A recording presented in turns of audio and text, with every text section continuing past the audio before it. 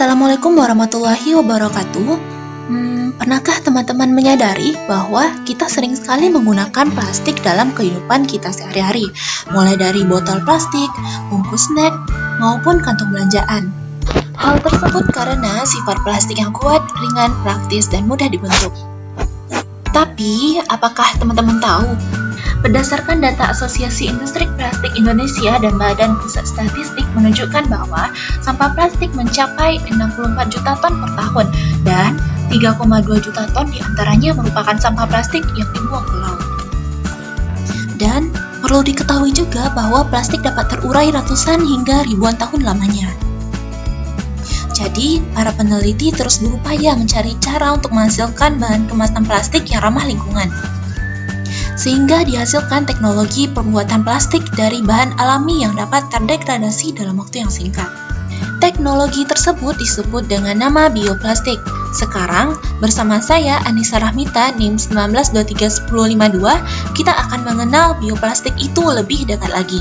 Seperti penjelasan sebelumnya, bioplastik itu adalah plastik yang terdegradasi dalam waktu yang cepat. Kemudian, bioplastik ini dapat rusak di lingkungan aerob maupun anaerob. Kemudian, bioplastik ini berasal dari sumber biomasa terbarukan, yaitu seperti pati dari tebu, kemudian jagung, maupun singkong. Selain itu, apalagi ya bahan yang digunakan untuk membuat bioplastik? Baiklah, di sini kita akan lihat selain pati tadi, bahan yang digunakan adalah yang pertama itu adalah plasticizer. Nah, plasticizer adalah bahan tambahan yang meningkatkan fleksibilitas dan ketahanan suatu material. Jenis plasticizer ini dapat digunakan adalah gliserol. Semakin banyak gliserol, maka sifat lentur akan bertambah. Selanjutnya adalah sorbitol. Sorbitol memiliki kelebihan untuk mengurangi ikatan hidrogen internal untuk menghambat penguapan air dari produk dan dapat dilarut dalam tiap-tiap rantai polimer sehingga akan mempermudah gerakan molekul polimer. Selanjutnya ada kitosan. Kitosan ini memiliki sifat antimikrobia dan juga dapat bermanfaat sebagai agen penggumpal. Selanjutnya bahan utama kita gunakan pati dari tebu, jagung, dan juga ubi. Kemudian bioplastik ini juga memiliki kelebihan dan kekurangan. Pertama, untuk kelebihan kita lihat. Bioplastik ini mudah terurai oleh mikroorganisme di tanah.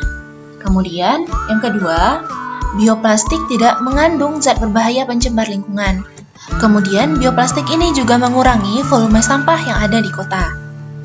Yang keempat, limbah yang mengandung pati dapat digunakan kembali untuk membuat bioplastik. Sekarang, kita akan lihat kekurangan dari bioplastik ini.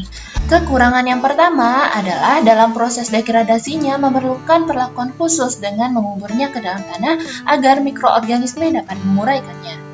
Yang kedua, pembuatan bioplastik menghabiskan biaya yang sangat mahal. Kemudian, yang ketiga, bioplastik ini hanya terurai pada suhu 121 derajat Fahrenheit dan suhu tersebut hanya terjadi di daratan, sehingga di lautan sulit untuk terurai. Nah, sekianlah penjelasan saya mengenai bioplastik.